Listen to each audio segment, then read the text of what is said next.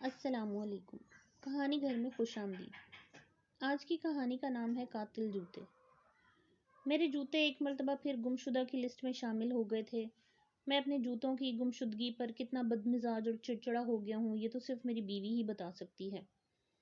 بیچاری بہت حلیم اور صابرہ ہے جو انتہائی خندہ پیشانی سے میری غصیلی نظروں اور کڑوی باتوں کو برداشت کرتی ہے۔ اچھی طرح سے معلوم ہے اسے کہ مجھے اس بات پر خاصا غصہ آتا ہے جب میری کوئی چیز کھو جائے۔ اب آپ خود اندازہ لگائیے کہ آفس کے وقت آپ کے جوتے کھو جائیں اور پھر ملنے کا نام نہ لیں۔ گھر میں نہ بچے ہیں نہ کوئی چھوٹا بھائی بہن، ہم میاں بیوی ہی گھر کے مکین ہیں، پھر کدھر گیا جوتا؟ یہ انوکھی بات نہیں، مگر اس سے زیادہ حیران کن بات یہ ہے کہ یہ واقعہ مسلسل تیسری مرتبہ پیش آ رہا تھا، اور وہ بھی عین آفس کے وقت جب وقت کی نزاکت اور بگ باس کا سامنا کرنا ہوتا ہے۔ گھڑی کی سوئی کے ساتھ دماغی ڈپریشن کا بڑھنا، پھر دل کا خطرناک قسم کا تیز دھڑکنا، اور پھر آپ کی بڑی مشکل سے نئی جاب ہوئی ہو تو وقت کی اہمیت کا اندازہ بخوبی لگایا جا سکتا ہے۔ آج تیسری مرتبہ میرے جوتے اپنی جگہ سے غائب تھے۔ میری بیوی سگھڑ اور سلیقہ شعار تھی، گھر کی تمام اشیاء کا خیال رکھنا اس کا فرض تھا، اور میری چیزوں کا خیال رکھنا خاتون خانہ کے طور پر اس کا بنیادی حق تھا، جس میں وہ مکمل کامیاب رہی تھی۔ مگر ایک ہفتہ میں تیسری مرتبہ جوتوں کا گم ہونا اور پھر تلاش کے بعد بھی نہ ملنا ایک معمہ بن گیا تھا۔ اب ہر روز نیا جوتا خریدا تو نہیں جا سکتا نا، روزانہ ہی اپنے گھر سے جوتے کی گمشدگی بھی ناممکن ہے۔ ہم نے کہاں کہاں نہ ڈھونڈا اپنے نئے جوتے کو، بیڈ کے نیچے، صوفوں کے پیچھے، نیچے ڈریسنگ ٹیبل کے ہر دراز میں، گیلری میں، ٹی وی روم میں، واش روم میں، مگر جوتے نہ ملنے تھے اور نہ ملے۔ ہمیں کوئی 1 گھنٹہ ہو چکا تھا، اس مہم میں کوئی کامیابی نہ ہوئی۔ البتہ آفس سے بگ باس کا الارمنگ فون آ گیا۔ ہیلو سر، کہاں ہیں آپ؟ کلائنٹ آپ کا انتظار کر رہے ہیں۔ غصہ دبا کر باس کو بولنا اچھی طرح آتا تھا، گو لہجہ خاصا دھیما تھا، مگر میں نے چھپے ہوئے غصے کو محسوس کر لیا تھا۔ جی سر، وہ ٹریفک میں پھنس گیا ہوں، میں بس ابھی پہنچتا ہوں۔ جھوٹ کا سہارا لینا بھی مناسب لگا۔ اوکے، جلدی نکلا کرو گھر سے، فوراً پہنچو، کال ختم ہو گئی۔ مگر مصیبت یہ تھی کہ کوئی دوسرا جوتا بھی موجود نہ تھا۔ موجود تھا تو گھر کا سلیپر، جسے آفس تو درکنار میں گھر سے باہر بھی نہ پہنتا، اور اگر نیا جوتا لیتا تو مارکیٹ کھلنے میں کم از کم 6 گھنٹے باقی تھے۔ ایک آئیڈیا آیا، ڈریسنگ بدلی، ایک ایسی ڈریسنگ کی کہ سلیپر سوٹ کریں۔ آفس تو جانا تھا، شام کے سائے پھیل چکے تھے۔ میں آفس سے گھر آ گیا، میری بیوی نے آج پلاؤ بنایا تھا۔ کھانا کھانے کے بعد مجھے جوتوں کا خیال آ گیا۔ جوتے ملے؟ میں نے پوچھا۔ نہیں ملے، ہر جگہ ڈھونڈا مگر زمین نگل گئی، آسمان کھا گیا۔ وہ بھی خاصا پریشان تھا۔ اسی طرح گھر سے کسی بھی چیز کا گم ہونا کتنا خطرناک ہو سکتا ہے، اس کا اندازہ ہمیں آگے چل کر ہوا۔ موت میرے قریب سے گزر گئی تھی، اور اگر بروقت میں کوئی فیصلہ نہ کرتا تو آج روداد قتل نہ سنا رہا ہوتا۔ میں نے شام کو نئے جوتوں کا جوڑا لیا اور گھر آ گیا۔ اس دفعہ میں نے اپنے جوتے لاک اپ میں رکھے اور اس لاک اپ کے سامنے stand by mini close camera لگا دیا، تاکہ معلوم کیا جا سکے کہ اگر چور ایک مرتبہ پھر اس جوتے کو چوری کرنے آتا ہے تو کیمرہ ریکارڈ کر لے گا، اور پھر دودھ کا دودھ اور پانی کا پانی ہو جائے گا۔ اور اس تکنیک اور منصوبے کا صرف مجھے علم تھا۔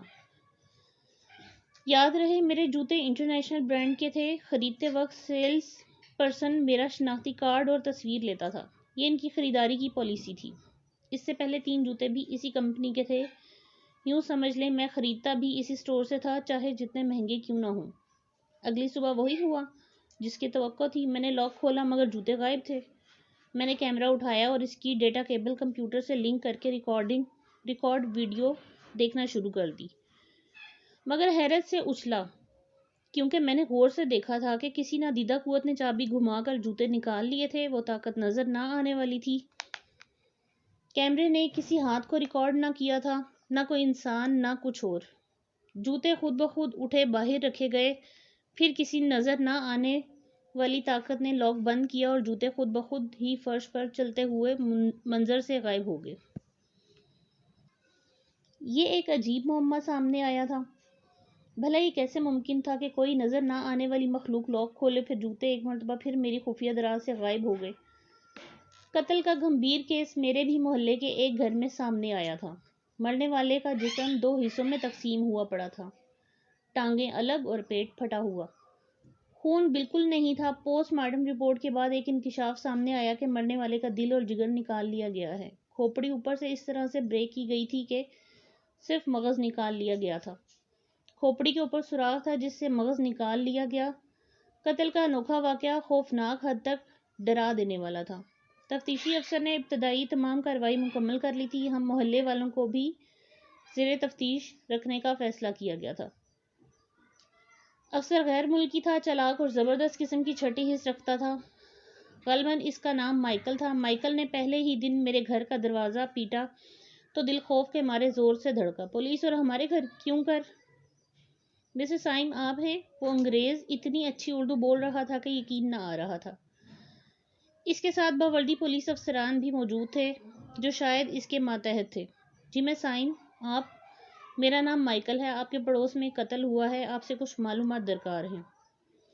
جی ضرور، تشریف لائیے، مجھے بھی افسوس ہے اس واقعے پر۔ میں انہیں لے کر ڈرائنگ روم میں آ گیا۔ سردیوں کی سوغات چائے اور کچھ خشک میوہ جات میری بیوی نے ملازم کے ہاتھ بھجوا دیے تھے۔ جناب حکم کریں، میں آپ کی کیا مدد کر سکتا ہوں؟ میں بولا۔ شکریہ، مگر آپ ہی قاتل ہوں تو کیا خیال ہے آپ کا؟ اور آپ اتنی آسانی سے اپنے آپ کو قاتل کا درجہ دینا چاہیں گے؟ اس کا انداز خاصا پراسرار تھا۔ قاتل؟ مگر کیوں؟ دیکھیے، آپ کو غلط فہمی ہوئی ہے۔ میرے ہاتھوں کے طوطے ایک دم سے اڑ گئے۔ جی ہاں، تمام ابتدائی ثبوت صرف آپ کی جانب ہی اٹھتے ہیں۔ سب کچھ آپ کے خلاف ہے۔ عدالت میں فیصلہ ہو جائے گا صاحب۔ فی الحال یہ ہے آپ کی گرفتاری کے وارنٹ۔ آرام سے چلیے ورنہ ہمیں زبردستی آپ کو قانونی طور پر لے جانے کا عندیہ دینا پڑے گا۔ اوکے، مگر صرف اتنا بتا دیں کہ سب کچھ میں سے کون سا ایک ایسا ثبوت ہے جو میرے خلاف ہے؟ میں نے پوچھا۔ سنو، آپ نے سکس فاسٹر برانڈ کے جوتے خریدے تھے۔ اس کا سوال عجیب سا تھا۔ مجھے یاد تھا یہ جوتے میں نے سکس فاسٹر سے خریدے تھے، اور یہ جوتے بھی گمشدہ تھے۔ جی بالکل خریدے تھے۔ یہ آپ کا شناختی کارڈ نمبر ہے، تصویر بھی آپ کی ہے۔ اس نے جیب سے ایک پرچہ نکالا جس میں میری تصویر اور دوسرا ڈیٹا تھا۔ یہ سکس فاسٹر والوں کی سیلز رسید ہے۔ آپ نے ان کو شناختی کارڈ کا نمبر دیا تھا اور ساتھ ہی تصویر بھی لی گئی تھی۔ یہ اس کمپنی کی پالیسی تھی۔ یہ تو ٹھیک ہے، مگر ان جوتوں کا قتل سے کیا تعلق؟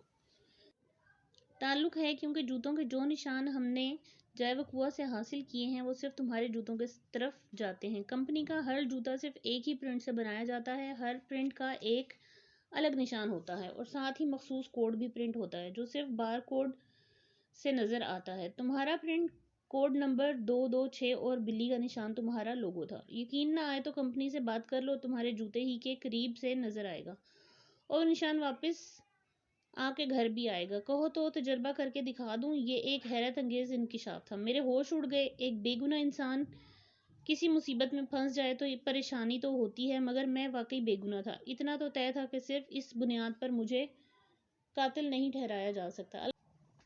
البتہ مجھے ثابت کرنے کا موقع ضرور ملے گا، اتنی تسلی تھی مجھے۔ جیل کی سلاخوں کے پیچھے زندگی کتنی خوفناک ہوتی ہے، پہلی دفعہ اندازہ ہوا۔ اچھا، ایک اچھی بات تھی کہ بیوی نہیں تھی۔ چلو کچھ دن تو سکون سے گزریں گے۔ ایسا ہرگز نہ تھا کہ میری بیوی بولتی بہت تھی۔ خیر سلیقہ شعار تھی، بس اتنا سکون تھا کہ کم از کم جھوٹی تعریف تو نہ کرنی پڑے گی۔ لیکن اصلی تعریف کرنے کا وقت بھی آ گیا جب میری بیوی روتی ہوئی جیل آ پہنچی۔ اس کی حالت بہت خراب تھی۔ آپ کے بغیر میں گھر میں نہیں رہ سکتی۔ پھر مجھے بھی ادھر رہنے دیں۔ وہ جذباتی تھی، محبت کی وجہ سے رو پڑی۔ میں نے اس سے سمجھایا، دیکھو پگلی، اگر تم ہمت ہار دو گی تو مجھے سہارا کون دے گا؟ میں بے گناہ ہوں، میں ثابت کر سکتا ہوں، مگر تم ساتھ دو تو یہ ممکن ہے۔ میں تو ہوں ہی آپ کے ساتھ، اب حکم کریں۔ میرے دماغ نے کام کرنا شروع کر دیا۔ میں نے اپنی بیوی کو چند حقائق بتایا، اگلے دن کا پروگرام سیٹ کیا۔ ایک راز کی بات بتاؤں، میری بیوی LL.B تھی، قانون کی ڈگری تھی، اور اس نے میرا کیس خود لڑنے کا فیصلہ کیا تھا، احساس محبت اور سچی لگن کے ساتھ۔ میری بیوی نے میرے وکیل کے طور پر عدالت سے رجوع کر لیا اور مجھے ضمانت پر رہا بھی کروا لیا۔ مگر یہ ضمانت صرف پہلی پیشی تک تھی۔ اس دوران مجھے صرف شہر سے باہر جانے کی اجازت نہ تھی، مگر دوسری ہر قسم کی آزادی تھی۔ مجھے اس کیس کو اپنے حق میں مضبوط تر کرنا تھا۔ میں پہلے ہی دن آفس آیا تھا۔ مجھے اپنے کولیگ نادر نے خصوصی طور پر بلوایا تھا۔ وہ شام کا وقت تھا، اسٹاف قریباً جا چکا تھا، واچ مین اور نادر ہی موجود تھے۔ میں اس کے کیبن میں جا بیٹھا۔ نادر ملحقہ واش روم سے باہر نکلا تھا۔ اس کے ہونٹ سرخ ہو رہے تھے جیسے پان کھایا ہو، مگر میں نے توجہ نہ دی۔ اوہ سائم، کیسے ہو یار؟ ٹھیک ہوں، تم سناؤ، کیسے یاد کیا؟ میں A1 چائے یا کافی رہنے دو، میں گھر سے پی کر آیا ہوں۔ اوکے، وہ پراسرار طریقے سے پیش آ رہا تھا۔ میں نے غور کیا، وہ کافی صحت مند ہو گیا تھا۔ وہ پہلے ہی ایسا ہی تھا، مگر اس کے انداز میں کچھ انوکھا پن تھا۔ میری اس سے بہت کم ملاقات ہوئی تھی، سلام دعا تو تھی، مگر ایک دوسرے کو سطحی طور پر لیا۔ پچھلے دنوں یہی شخص کتنا کمزور ہو گیا تھا، اس کے گال پچک گئے تھے، جسم کا گوشت بھی ہڈیوں میں بدل گیا تھا۔ پھر اس نے علاج کیا اور 2 ماہ کے اندر ہی بھاری بھرکم ہو گیا۔ حیرت انگیز بھی تھا، مگر آج سے پہلے میں نے سوچا نہ تھا اس کے بارے میں، مگر آج کچھ سمجھ آنے لگا کہ زندگی میں احتیاط اور محتاط رہنا لازمی تھا۔ مجھے کس کام سے بلوایا تھا تم نے؟ اوہ ہاں، باس نے تمہیں کمپنی سے سائن آف کر دیا، تم فارغ ہو اور کمپنی کو تم جیسے قاتل بندے کی نہیں ضرورت۔ میں اس وقت تھانے میں تھا جب مائیکل کو قتل کی اطلاع پہنچی۔ پوسٹ مارٹم نے ثابت کر دیا کہ قاتل کوئی اور تھا، کیونکہ قتل کے وقت میں مائیکل کے ساتھ موجود تھا۔ مگر اس قتل میں بھی میرے جوتے سامنے آئے۔ آگے مائیکل نے میری کہانی سنی اور پھر وہ میرے ساتھ آفس آ گیا۔ میری شخصیت پر کسی کو اعتراض نہ تھا، سب نے میرے حق میں بیان دیا، صرف نادر نے میرے خلاف کوئی من گھڑت اور غلط باتیں کیں۔ اس کی وجہ آگے معلوم ہوئی۔ خیر، میڈم شائستہ سے پوچھے گئے ایک سوال میں میرے جوتوں کا احوال سامنے آ گیا۔ میڈم شائستہ PA تھی میرے باس کی۔ کچھ دن پہلے سائم شلوار قمیض میں آئے تھے، کیونکہ دفتر کا اصول ہے کہ سب پینٹ شرٹ پہن کر آتے ہیں۔ اس دن یہ ذرا الگ محسوس ہوئے۔ مائیکل ذہین آدمی تھا، پوچھا، پورے اسٹاف میں سے صرف آپ کو ہی ان کا ایک دن کیجول ڈریس میں آنا کیوں یاد ہے؟ وہ مسکرا دی اور آنکھیں پھیرتے ہوئے بولی، دل کی بات ہے، یہ اس دن بہت اچھے لگ رہے تھے اور مجھے یاد رہ گیا۔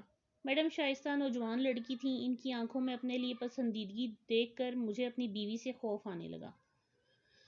شکر تھا وہ اس وقت موجود نہ تھی، ورنہ بیچاری کا برا حال ہوتا۔